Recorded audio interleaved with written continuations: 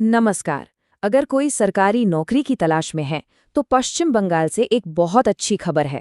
जलपाईगुड़ी के district magistrate office ने कुछ नए पदों के लिए वैकेंसी निकाली है।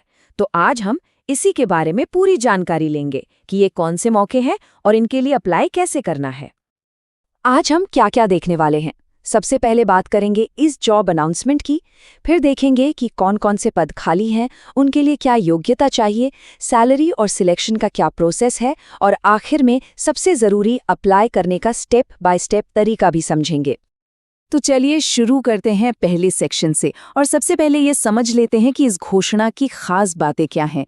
एक बात जो यहाँ पर सबसे पहले ध्यान में रखनी है वो ये कि ये सभी पद कॉन्ट्रैक्ट पर हैं। तो ये भर्ती निकाली है जलपाईगुड़ी के डिस्ट्रिक्ट मैजिस्ट्रेट ऑफिस ने। पद हैं मैनेजर/कोऑर्डिनेटर, आया और डॉक्टर के। अब यहाँ पर दो बातें बहुत ज़रूरी हैं। एक तो ये कि एप्लीकेशन सिर्फ ऑफलाइन मोड में ही होगी, मतलब ऑनलाइन अप्लाई नहीं कर सकते। और दूसरी, जो कि एक बहुत अच्छी बात है, वो ये कि जॉब लोकेशन भले ही जलपाईगुड़ी हो, लेकिन अप्लाई पश्चिम बंगाल के किसी भी जिले के निवासी कर सकते हैं। ठीक है, तो अब जरा इन पदों को थोड़ा और करीब से देखते हैं कि आखिर ये कौन कौन से रोल्स हैं जिनके लिए वैकेंसी निकली है। तो कुल मिलाकर 3 अलग अलग तरह के रोल हैं। एक है मैनेजमेंट और कोऑर्डिनेशन का काम, दूसरा है केयर गिवर यानी आया का, और तीसरा है एक मेडिकल प्रोफेशनल यानी डॉक्टर का। चलिए अब ये देखते हैं कि इन तीनों के लिए क्या क्या क्वालिफिकेशन चाहिए। चलिए अब आते हैं सबसे ज़रूरी सवाल पर कि कौन इन पदों के लिए अप्लाई कर सकता है, मतलब एजुकेशनल क्वालिफिकेशन और एज लिमिट क्या रखी गई है। आइए देखते हैं। तो देखिए, मैनेजर या कोऑर्डिनेटर के पद के लिए पोस्ट ग्रेजुएट होना ज़रूरी है और उम्र होनी चाहिए 23 से 40 साल के बीच। आया के पद के लिए सिर्फ माध्यमिक पास होना ही काफ़ी है और यहाँ उम्र की सीमा भी काफ़ी ज़्यादा है, 21 से 50 साल।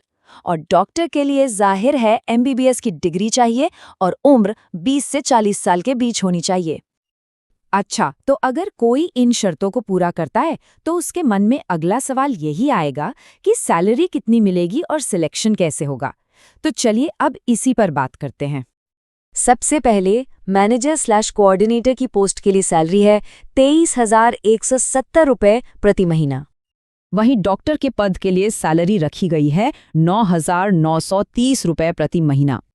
और आया के पद के लिए, जैसा कि नोटिफिकेशन में लिखा है, मासिक वेतन 1,200 रुपये है।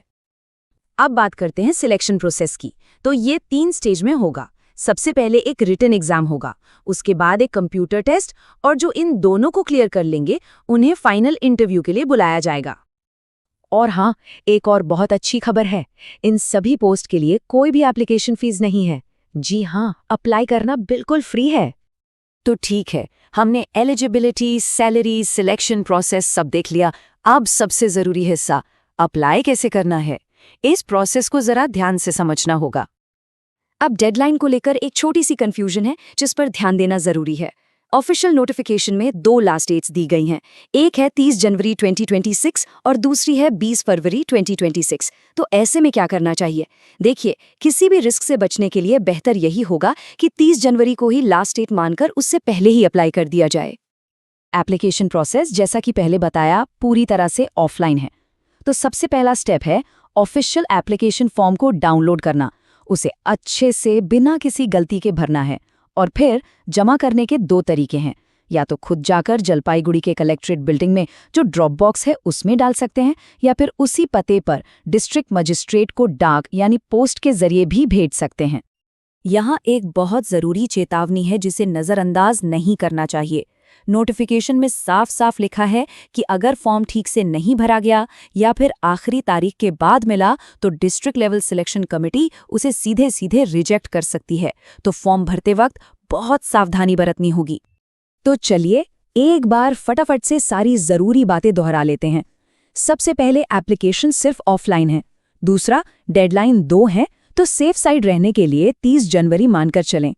तीसरा, जॉब लोकेशन जलपाईगुड़ी है। चौथा, कोई एप्लीकेशन फीस नहीं है। और 5वां, सिलेक्शन 3 स्टेज में होगा, रिटन, कंप्यूटर टेस्ट और इंटरव्यू। तो ये थी पूरी जानकारी इन नई सरकारी नौकरियों के बारे में। अब सवाल यही है कि क्या यह पश्चिम बंगाल में किसी के लिए एक बेहतरीन करियर मौका हो सकता है, ये तो हर किसी को खुद तय करना होगा, लेकिन हाँ, ये एक ऐसा अवसर है जिस पर विचार जरूर किया जा सकता है। एक आखिरी सलाह, कोई भी फैसला लेने से पहले ऑफिशियल नोटिफिकेशन को एक बार खुद ध्यान से जरूर पढ़ लें।